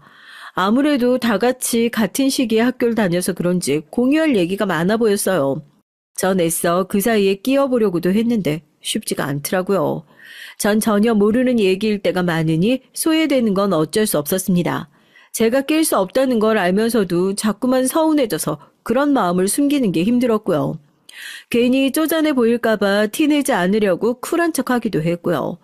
사실 제가 소심하고 예민하다 싶을 정도로 인간관계에 굉장히 신경 쓰는 게 학교 다닐 때 마음고생 좀 했죠. 제가 고등학교 때 아버지를 따라 미국에 4년 정도 있다가 한국에 들어왔거든요. 그리고 바로 한국에 들어오자마자 중학교에 입학했어요. 그러다 보니 처음엔 적응을 잘 못했습니다. 거기다가 초반에 이상한 애한테 찍혀서 2년 넘게 따돌림을 당했고요. 저도 처음엔 친구들에게 먼저 다가가기도 하고 친해지려고 이런저런 노력을 좀 했는데 전혀 도움이 되질 않았어요. 오히려 시간이 갈수록 괴롭힘은 심해져만 갔습니다. 제가 아직도 기억나는 사건이 있어요. 그때 제가 중학교 1학년 때였는데 매번 저에게 와서 돈을 빌려가는 애가 있었거든요. 항상 이런저런 핑계를 대면서 돈을 빌려달라고 했습니다. 처음엔 저도 그냥 달라는 것도 아니고 빌려달라고 했으니 가벼운 마음으로 빌려줬죠. 그런데 그 애가 그 다음 날도 돈을 갚을 생각을 안 하더라고요. 오히려 돈을 더 빌려달라고 했습니다. 나 오늘 준비물 안 가져와서 그러는데 1,000원만 더 빌려줘. 내일 지금까지 빌린 거 다 합쳐서 다시 한 번 해줄게. 이런 식으로 돈을 빌려간 게 한 달이 넘었습니다. 이건 뭐 상납도 아니고 매일 당연하다는 듯 저에게 와서 몇천 원씩 가져가는데 소심한 저도 슬슬 화가 나더라고요. 그래서 그날은 저도 소심한 반항을 좀 해봤습니다. 너 그런 식으로 나한테 돈 가져간 게 벌써 한 달째야. 이제 나도 더는 돈 못 줘. 그러니까 지금까지 빌려간 거 다 내놔. 헐, 돈도 많은 년이 졸라 치사하네. 됐다 됐어. 가난한 년이 입 닥치고 있어야지. 앞으로 너한텐 절대 돈 빌려달라고 안 할게. 실실 웃으면서 제 어깨를 툭 치고 가는데 어이가 없더라고요. 전 화가 나서 다시 한번 그 애를 잡고 지금까지 빌린 건 언제 줄 거냐고 따졌죠. 그러자 그 애가 저를 벽에 밀치며 욕을 퍼붓더라고요. 그러면서 제 얼굴에 침까지 뱉었습니다. 전 그때 모욕을 아직도 똑똑히 기억해요. 심지어 그날 이후부터 그 애가 우르르 함께 다른 애들을 데리고 나타나서 제 물건을 무작정 뺏거나 욕을 하고 밀치고 지나갔어요. 그러다가 제가 계단에서 굴러서 다리에 깁스까지 한 적도 있습니다. 그 사건으로 결국은 선생님들까지 알게 되셔서 선생님들께서 그 애와 저희 부모님에게 연락을 했어요. 그 일로 학교에 오신 그의 부모님과 저희 부모님은 교무실에서 싸움까지 하셨거든요. 뻔히 가해자는 그 애였는데 그의 부모님이 끝까지 인정을 하지 않는 거예요. 거기다가 그 애는 아버지가 공직에서 꽤 영향력이 있던 분이라 학교에서 쉬쉬하고 넘어갔습니다. 그리고 얼마 뒤 제가 전학 가게 돼서 다시는 그 애를 만날 일은 없었지만 전 성인이 된 지금까지도 그때 일을 생각하면 심장이 뛰어요. 애들 앞에선 애써 당당한 척 하긴 했지만 사실 그 애와 같은 학교를 다니는 2년 내내 애들이 다 무서웠거든요. 그 애가 있지도 않은 소문을 내고 퍼뜨리는 바람에 전 그 학교 다니는 내내 친구가 없었어요. 가장 힘들었던 건 저만 지나가면 애들이 수군거렸다는 겁니다. 그때의 기억이 저에겐 큰 상처로 남아서 아직도 그때 일을 생각하면 눈물이 나요. 그래서 그런지 그 이후로 학교 생활이든 사회생활이든 새로운 사람들을 만나면 유난히 긴장하고 잘 보이고 싶어 합니다. 미움받는 게 세상에서 제일 싫어요. 저도 이런 제가 싫고 답답할 때가 많지만 잘 고쳐지지가 않아서요. 그런 저에게 동서들은 더 어려운 존재였습니다. 사실 동서들과 가까워지고 싶어도 방법이 없었거든요. 남편이 저보다 연하이다 보니 동서들은 저보다 한참 더 나이가 어려요. 동서들은 둘 다 20대 후반에다가 이제 사회에 나온 지 얼마 되지 않은 사회 초년생이었습니다. 그러다 보니 저랑은 아예 세대가 달라서 접점이랄 게 없었어요. 아무리 할 말을 고민해봐도 무슨 얘기로 공감대를 형성해야 할지 몰랐습니다. 그러다 보니 전 동서들을 만나면 저도 모르게 긴장을 하게 됐어요. 그런 와중에 동서들은 만나면 자기들 학교 얘기만 했습니다. 제가 학벌이 자신이 없다 보니 전 살면서 제가 먼저 어느 학교를 나왔다고 먼저 물어보거나 어느 대학을 나왔냐 물어본 적이 없어요. 그런데 시댁 사람들은 다들 학벌이 좋아서 그런지 얘기를 나누다 보면 자연스레 학교 얘기로 흘러갔죠.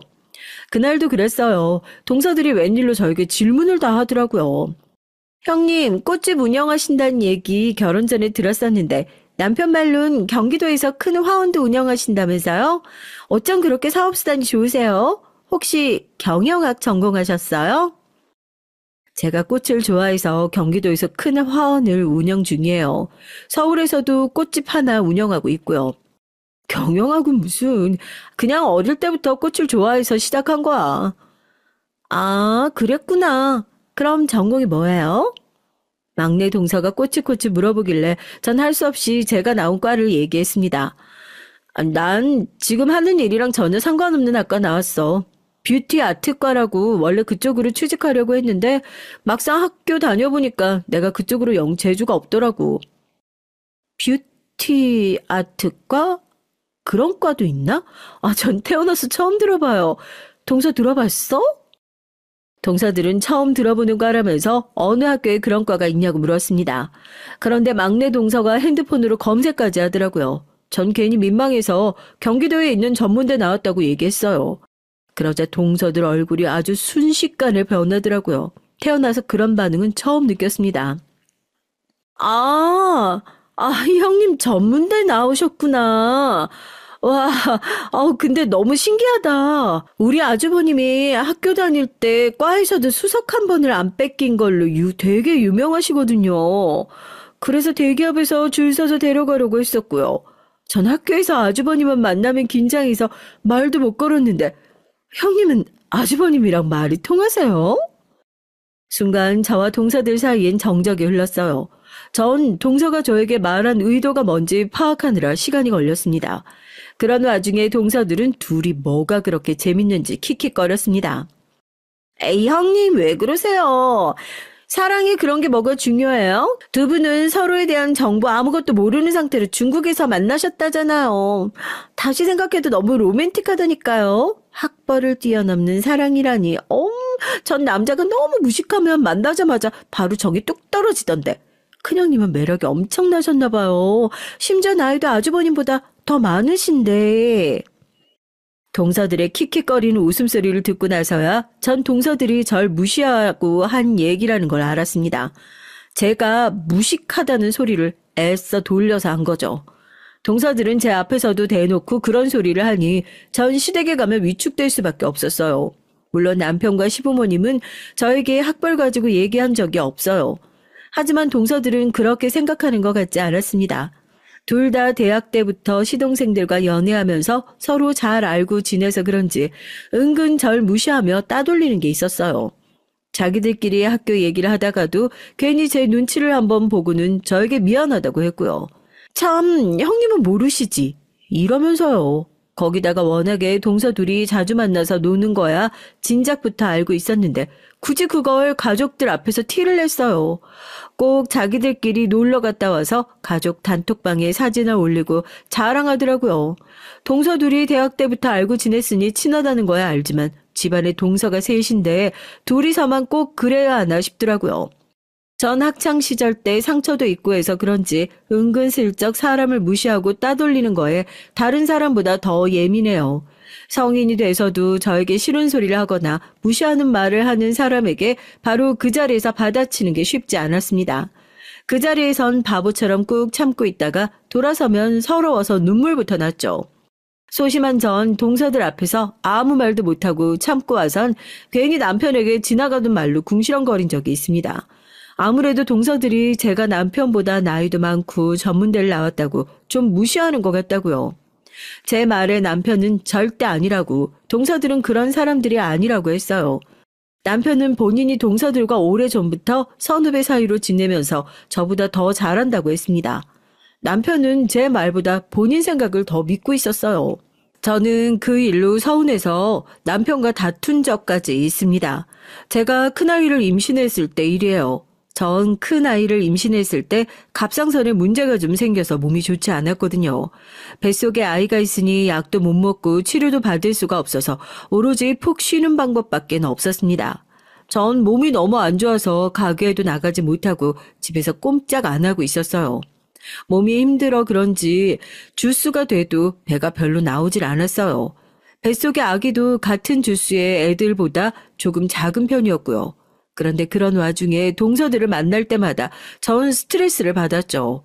못 먹어서 힘들어하는 저를 위해 시어머니께서 맛있는 걸 해주신다고 해서 갔는데 오랜만에 만난 동서들이 자꾸만 볼록 나온 제 배를 보면서 하지 않아도 될 말을 하더라고요.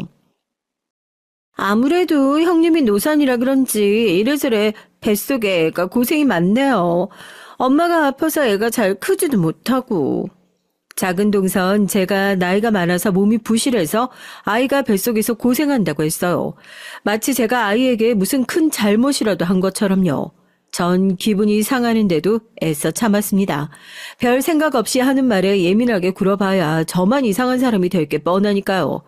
그런데 그 와중에 막내 동서까지 말을 보탰어요. 아기 성별은 뭐래요? 아무래도 첫 딸은 아빠 닮는다고 하니까 여러모로 딸이 좋겠어요. 아주버님 머리 닮으면 아무 걱정할 거 없잖아요. 동서들은 할 일도 없는지 굳이 제가 시댁에 가는 날마다 꼭 나타나서 제 염장을 질렀어요. 그 전까진 저도 동서들이 사소하게 지나가는 말로 하는 소리는 그러려니 하고 넘겼죠. 그런데 그날은 저도 컨디션이 안 좋고 피곤하다 보니 말이 곱게 안 나가더군요. 이래서 사회생활 경험이 없고 공부만 한 사람들은 좀 눈치 없고 답답하다는 건가? 동서들 회사에서 동료들이 좀 눈치 없고 답답하다는 소리 안 해? 어떻게 사람 면전에 두고 그렇게 기분 나쁜 소리를 표정 하나 안 바뀌고 해?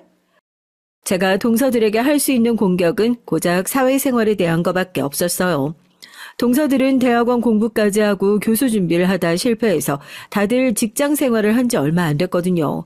전 동서들이 들어온 지 1년이 지나고 나서야 처음으로 동서들에게 기분 나쁜 티를 냈습니다. 저로선 큰일이었죠. 다른 사람 같으면 진작 동서들에게 한 소리 하고도 남았겠지만 전 워낙 성격이 소심해서 많이 참은 거였습니다. 그런데 그때 퇴근한 남편이 들어오면서 제가 한 소리를 듣고 오해해서 저에게 버럭 소리를 지르더라고요. 여보, 재수 씨들한테 왜 그래? 안 그래도 학교에서 공부하고 연구하느라 힘들어하는데 손윗 사람으로서 보듬어 줄 생각은 안 하고 꼭 그런 소리를 해야겠어? 남편은 전후 사정도 모르면서 무작정 저에게 잘못했다고 했습니다. 동서들이 공부만 하느라 세상 물정을 모르는 건 맞지만 나이가 어려서 실수할 수도 있는 건데 제가 일방적으로 너무 다그쳤다고요. 당신은 무슨 상황인지도 모르면서 어떻게 동서들 앞에서 날 그렇게 무시할 수가 있어? 당신 도대체 누구 편이야? 그날 집에 오면서 전 서러워서 남편에게 화를 쏟아냈습니다. 지금까지 동서들에게 당해온 게 너무 서러워서요.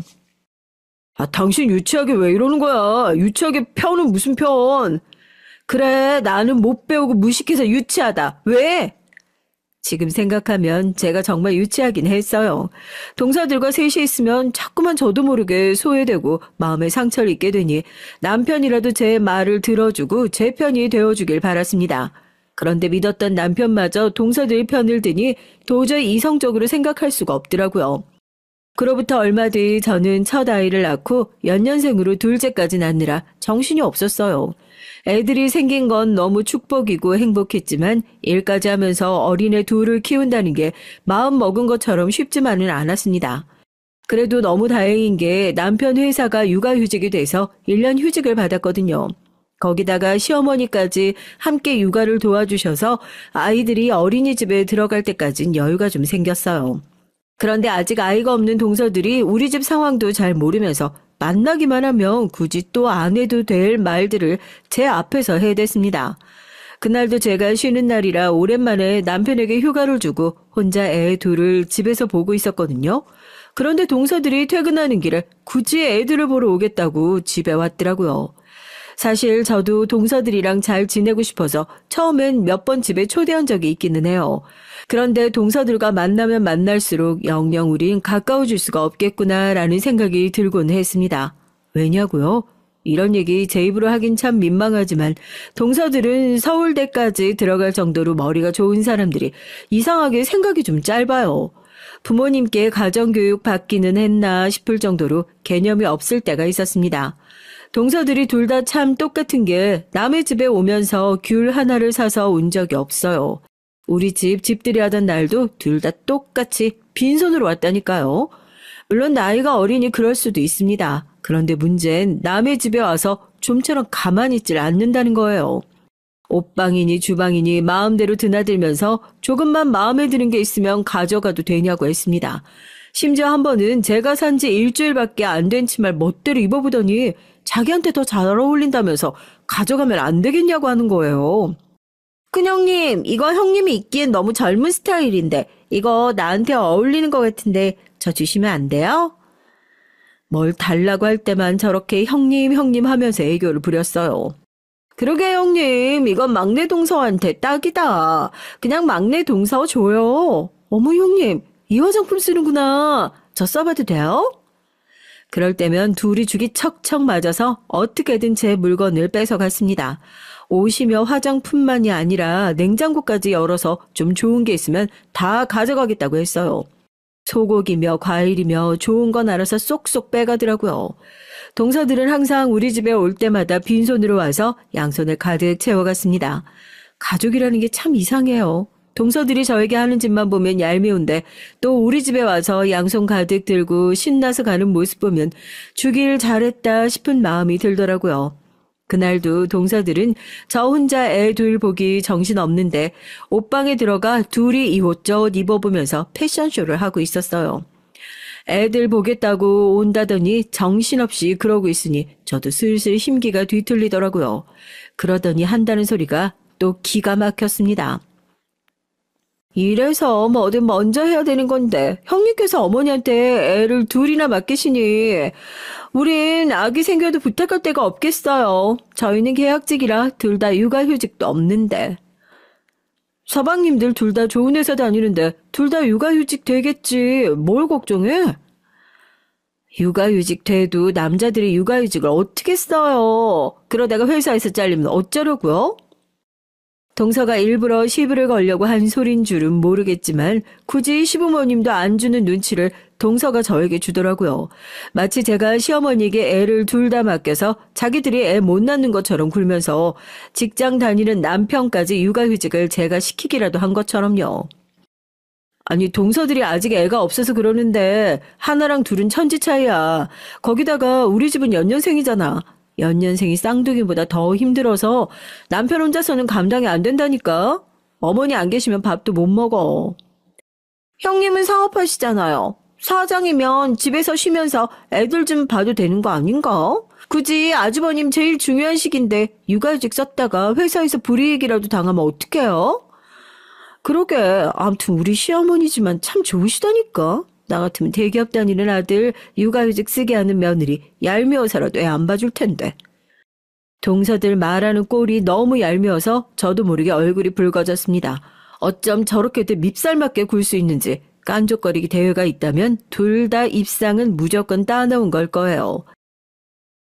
우리 시어머니가 좋으신 분인 건 잊었어? 우리 시어머니를 동서 심보로 생각하면 안 되지.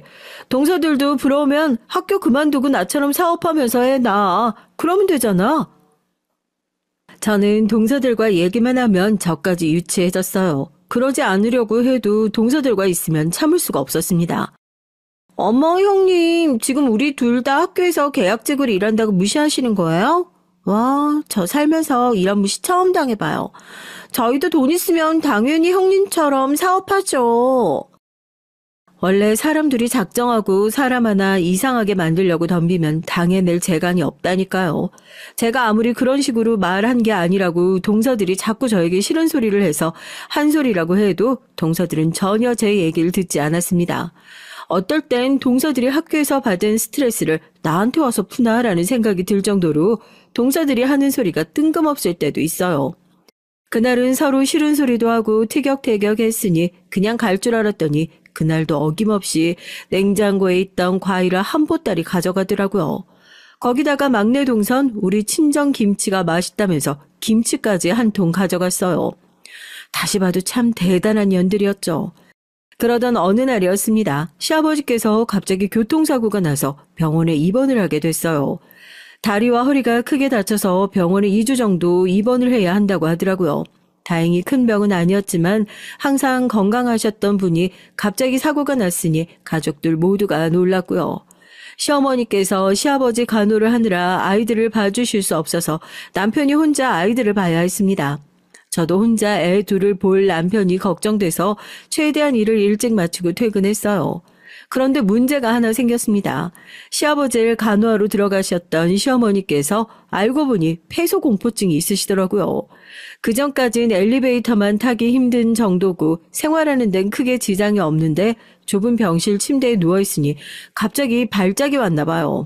새벽에 응급실까지 들어갔다가 나오셨다고 하더라고요. 그래서 시어머니께서 시아버지 병간호를 할 수 없는 상황이 됐습니다. 시아버지께서 거동이 힘드신 상황이라 간병인이 꼭 있어야 하는데 시아버지께서 모르는 여자 간병인이랑 함께 생활하는 건 너무 불편하다고 간병인은 싫다고 하시더라고요. 그래서 남자 간병인을 알아봤는데 대기가 있어서 지금 당장은 안 된다고 했고요. 그래서 남자 간병인이 오기 전까진 가족들이 돌아가면서 병원에 들어가야 했습니다. 남편은 동서와 시동생들을 불러 가족회의를 했어요. 남편은 시동생들에게 서로 왔다 갔다 하며 시아버지를 돌보자고 했습니다. 그런데 시동생들은 반응이 좋지 않았어요. 육아휴직 중이라 쉬는 남편이 있는데 왜 자기들이 들어가냐는 식이었죠.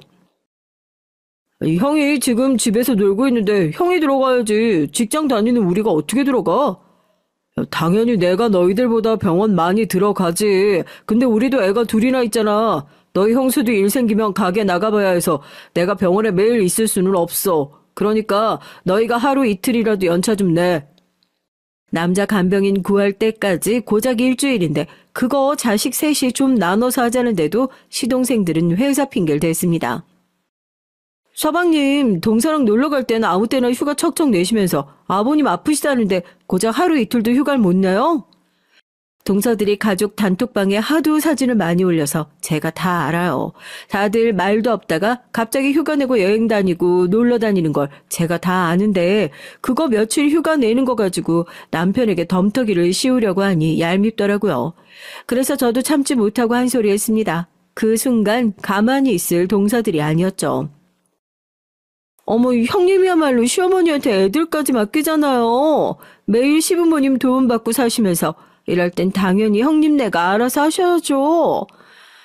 물론 우리도 도움 많이 받고 있지. 근데 동서들도 결혼할 때 시부모님께 도움 많이 받지 않았어?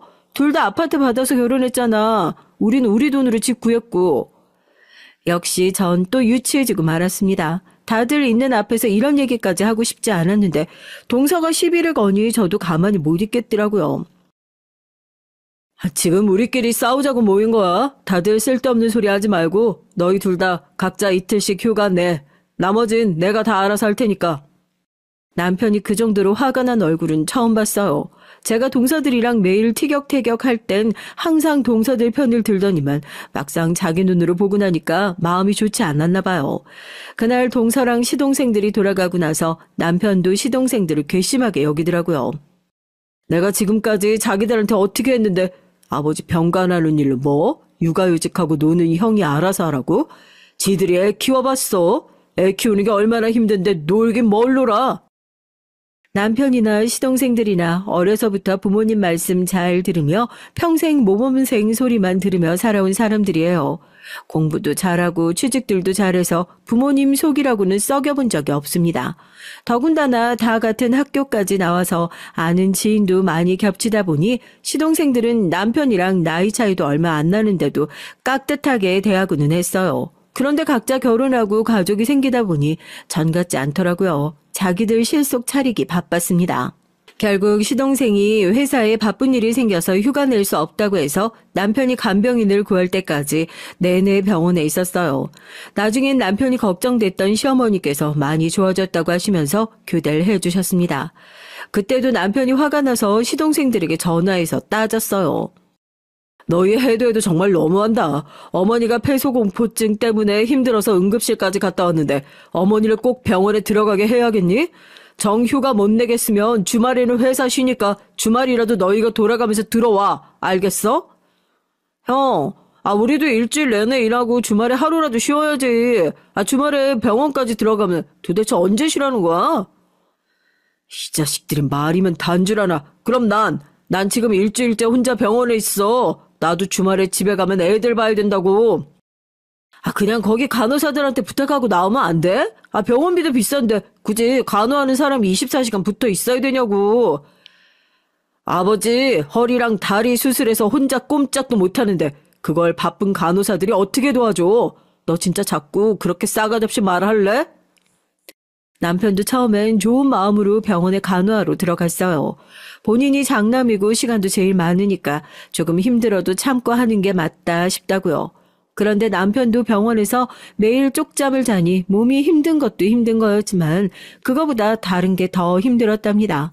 시동생들이고 동서들이고 남편이 병원에 있는 동안 먼저 전화 한 번을 안 했대요. 남편은 그게 그렇게 속상하고 서운했답니다. 시아버지도 서운해하시는 눈치고요. 남편이 먼저 연락을 하지 않으면 시동생이고 동서들이고 일절 연락 한 번을 안 했대요.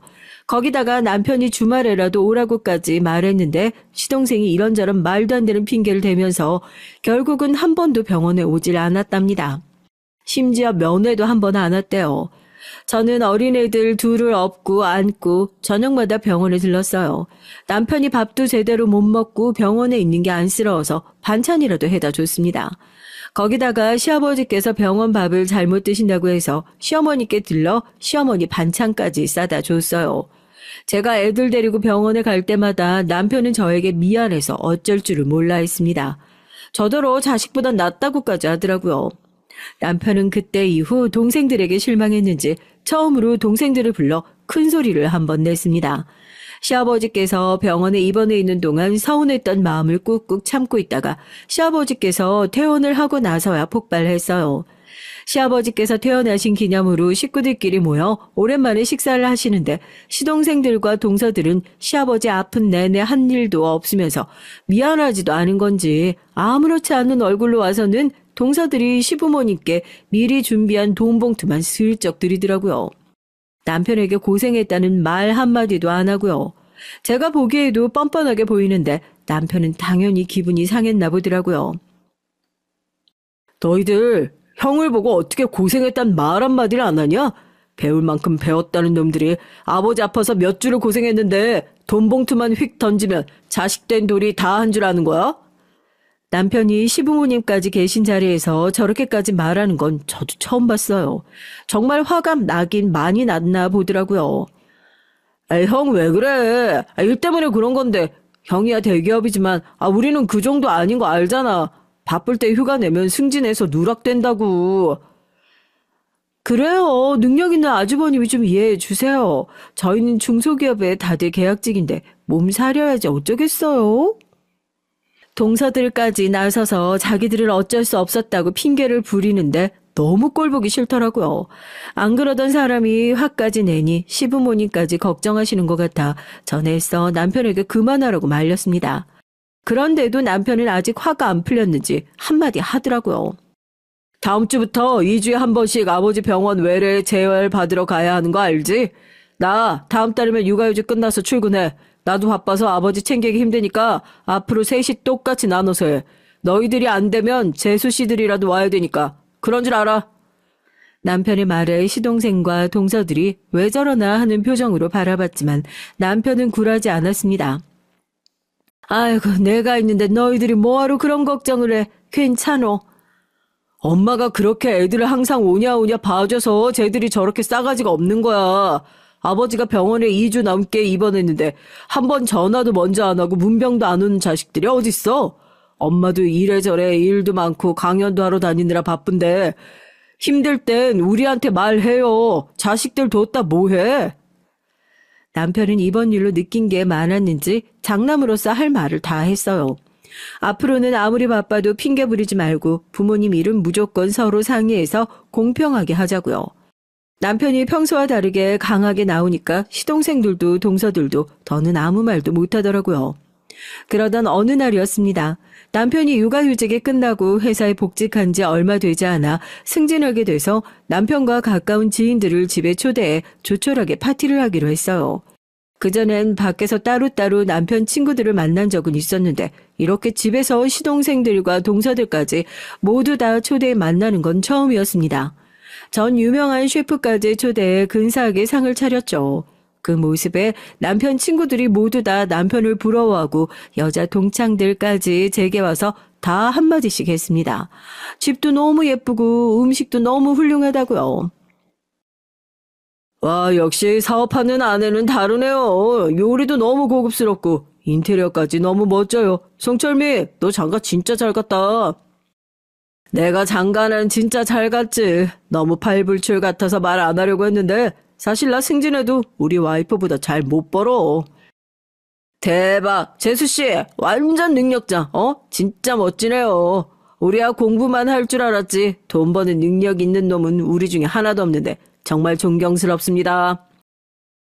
맞아요, 우리 형수님. 제가 옆에서 봐도 정말 대단하고 존경스럽다니까요. 애들 잘 키우지 사업까지 잘하지 진짜 슈퍼맨이 따로 없어요.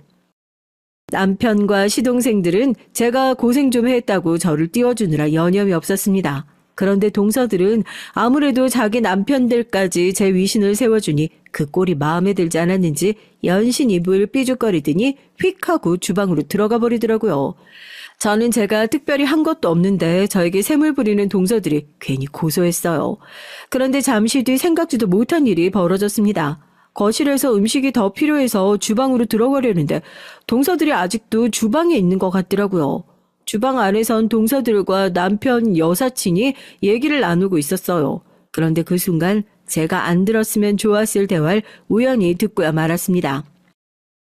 너희가 너희 형님 이름도 없는 지잡대 나와서 무식하다고 하도 욕을 해서 어디 좀 부족한 사람인 줄 알았는데 보니까 완전 멀쩡하던데? 심지어 능력도 있다야. 저 요리사 부르기 진짜 어렵다는데 집까지 부른 걸 보면 완전 능력자잖아. 그리고 사업이 잘 되긴 하나 보다. 대기업 다니는 남편보다 돈도 잘 벌고. 능력자는 무슨, 저런 거야 돈만 좀 쓰면 다 할 수 있는 일이죠. 뭐 평소엔 수준 차이가 너무 나서 저나 동서나 무식해서 상종도 하기 싫다니까요. 맞아요. 거기다가 그깟 경기도에서 하오니 뭐가 돈이 된다고 대기업 다니는 아주버님보다 돈을 더 벌겠어요? 다 아주버님이 무식한 아내 괜히 기 살려주려고 하는 소리지. 그럼요. 여기 있는 사람 다 서울대 나오고 자기만 천문대 나왔는데 돈이라도 좀 있다고 으스대야 그나마 비슷해 보이잖아요? 동서들은 둘이 아주 쿵짝이 잘 맞았습니다. 제가 듣고 있는지도 모르고 둘이 신나서 제 험담을 하고 있더라고요. 동서들이 그러는 게 한두 번도 아니니 저도 웬만하면 넘어가려고 했어요. 제가 손윗사람으로서 참아야 한다고 생각하기도 했고요. 그런데 그날은 저도 기분이 너무 상하더라고요. 저에 대해 잘 알지도 못하는 남편 친구에게까지 제 욕을 하고 무시를 하고 있으니 안 되겠더라고요. 전 인기척을 내고는 덥석 주방으로 들어갔습니다. 동서들 개념 없는 거야 진작 알았는데 이제 보니까 참 염치도 없네. 기껏 비싼 밥 먹여줬더니만 남의 집 주방에서 왜 괜한 쉰소리를 하고 있어? 제가 나타날 줄을 몰랐는지 동서들 눈이 휘둥그레졌더라고요. 하지만 그 정도로 저에게 미안해할 동서들이 아니었습니다. 오히려 제가 한 말이 거슬렸는지 미간을 구기더라고요. 어머, 영미씨, 밖에 계신 줄 모르고 제가 실수했네요. 기분 상했으면 죄송해요. 동서들에게 한마디 더 하려던 그 순간 남편 여사친이 저에게 다가와 황급히 사과를 하더라고요. 나쁜 의도로 그런 건 아니라고요. 그러더니만 애써 분위기를 바꿔보려는지 남편 여사친은 말을 돌렸습니다. 아까 그 셰프 집까지 부르기 정말 힘들다던데 도대체 어떻게 구하신 거예요? 너무 부러워요. 우리도 다음 달에 아버님 생신이어서 아버지 별장에서 파티하거든요. 그 셰프한테 부탁 좀 하고 싶은데 혹시 될까요? 동서들이랑 친한 사람이라고 하더니만 역시나 다 끼리끼리더라고요. 남편 여사친이란 사람은 그 와중에 저에게 부탁까지 했어요. 그런데 그 순간 전 이때다 싶었습니다. 제가 주방에 들어온 이후 내내 똥 씹은 표정을 하고 있는 동서들에게 제 진짜 모습을 보여줄 기회다 싶었죠. 전 동서들을 슬쩍 흘겨봤어요. 사실은 제가 섭외한 게 아니고 친정 아버지께서 도와주셨어요. 아버지께서 워낙 주변에 아는 유명인이 많으시거든요. 제 말에 동서들은 말도 안 되는 소리 한다면서 실실 비웃고 있었습니다. 아빠 찬스. 아버님께서 뭐 하시는 분인데요? 그게 사실은 아버지 명함이 있을 텐데. 잠시만요. 전 일부러 아버지 명함까지 찾아서 남편 여사친에게 건넸습니다. 어머, 아버지께서 땡땡기업 회장님이세요? 어머, 어쩐지. 젊은 나이에 사업도 잘 된다고 하시길래 자수성가했나 보다 했더니 역시 재벌 딸이셨구나. 그런데 제가 아버지 명함을 건네자마자 명함을 본 동서들이 빵 터져서 웃더군요. 형님, 아무리 자존심이 상해도 그렇지. 무슨 그런 거짓말을 해요. 형님이 워낙 뭘 모르셔서 그러나 본데 땡땡기업 회장 딸이니 하는 그런 말 함부로 하고 다니면 고소당해요. 동서들은 제 말을 아예 믿질 않았어요. 심지어 막내 동선 명함을 보고 웃느라고 대꾸도 안 하더라고요. 동서들이야말로 나한테 관심이 없어서 그동안 몰랐나 본데 내가 동서들 말대로 구린 지잡대 나와서 어떻게 사업을 2개나 하고 있겠어. 나 금수저 중에 금수저야. 형님, 이제 보니까 연기 참 잘하시네요. 사람 민망하게 끝까지 이러시네. 네, 알겠습니다. 형님, 금수저 맞아요. 동서들은 끝까지 피식거리며 제 말을 안 믿었어요. 그런데 그 순간 주방 밖에서 소란스러운 소리가 나기 시작하더니 주방에 있던 동서들이 우르르 거실로 나갔습니다. 장인어른 바쁘실 텐데 어떻게 여기까지 와주셨어요? 우리 사위가 회사에서 승진했다는데 내가 당연히 직접 와서 축하해줘야지. 더군다나 영미가 그러는데 오늘 이 자리에 아주 훌륭한 인재들이 모여 있으시다고 하더라고. 이 타이밍까지 계산한 건 아니었지만 아버지께서 때마침 도착하셨습니다. 제가 유명 셰프를 섭외하고 싶어서 미리 아버지에게 남편 승진 파티를 집에서 한다고 얘기를 하긴 했거든요. 그런데 저도 아버지께서 직접 오실 줄은 몰랐어요. 아버진 남편이 서울대 동문들과 파티를 한다고 하니까 아무래도 어떤 친구들이 오나 궁금하셨나 보더라고요. 순식간에 파티 분위기가 확 바뀌었어요. 친정 아버지께서 준비해온 술을 꺼내서 남편 동료들과 친구들에게 한 잔씩 따르는데 다들 친정 아버지께 한마디라도 붙여보려고 혈안이 돼 있었습니다. 그때였어요. 아버지께서 들어오신 순간부터 어쩔 줄 몰라 하던 동서들이 벌벌 떨리는 손으로 제 팔을 붙잡더니 주방으로 다시 끌고 들어갔습니다. 형님, 저희가 아직 나이도 어리고 사회 경험도 적어서 뭘 너무 모르는 거 아시죠? 절대 형님 무시하려고 그런 게 아니에요. 저희가 멍청하고 세상 물정을 몰라서 그랬어요. 너그럽게 좀 봐주세요. 맞아요, 큰형님. 저희가 형님이 너무 대단하고 멋지셔서 셈이 나서 그런 거지. 절대 형님 전무대 나왔다고 무시하고 그런 거 아니거든요. 형님이야말로 너무너무 대단하시죠. 아버지 회사에 들어가셔도 될 텐데 혼자 자수성가하시고. 동서들은 서로 먼저 말을 못해서 난리가 났더라고요. 지금까지 제가 부러워서 그런 거지 무시해서 그런 게 아니라네요. 전 자꾸만 웃음이 나오려는 걸 간신히 참았습니다. 아니야, 지잡대를 나온 내가 우리 아버지 회사에 어떻게 들어가겠어. 나도 염치가 있는데. 사실 화원이랑 꽃집 아버지가 차려준 거야. 나 동서들이 생각하는 것처럼 자수성가한 거 아니고 그냥 철없는 부잣집 딸이야. 매일 아버지한테 이거 해달라 저거 해달라 막 조르고 그래. 사실 제가 지금까지 살면서 누구한테 아버지 자랑을 하거나 제가 금수저라고 떠벌린 적은 한 번도 없어요. 아버진 평사원으로 시작하셔서 회사 대표까지 올라간 경우라 사실 제가 어릴 때부터 유복한 환경에서 자란 건 아니거든요. 단지 아버지께서 워낙 능력 있는 분이라 아버지야말로 자수성가하신 분이었죠. 하지만 동서들 하는 짓이 너무 괘씸해서 이대로는 안 되겠더라고요. 제가 자기들한테 절대 무시당할 만한 사람이 아니라는 건 보여줘야겠다 싶었습니다. 그때였어요. 남편이 절 찾아 주방으로 들어왔습니다. 아버지께서 절 찾으시는데 여기서 뭐 하시냐고요. 전 알겠다고 금방 나가겠다고 했습니다. 그러곤 아직도 긴장한 얼굴로 손을 꼼지락거리고 있는 동서들을 최대한 눈에 힘을 주고 쏘아봤어요. 지금이라도 내 뒤에서 말도 안 되는 소리 짓거린 거 사과하면 같이 나가서 우리 아버지한테 인사할 수 있게 해줄게. 그제서야 얼굴에 미소를 지은 동서들이 저한테 널려와서 양쪽 팔에 매달렸습니다. 그럼요, 형님. 저희가 너무 한심하시겠지만 대인배 형님께서 한 번만 용서해 주세요. 저희가 앞으로 충성을 다해서 모시겠습니다. 동서는 격려를 하는 손짓까지 하면서 애교를 피웠습니다. 저도 마찬가지예요, 형님. 앞으로 형님에게 무슨 일이 생기든 저만 불러주세요. 제가 형님 영원한 종이 되겠습니다. 딸랑딸랑.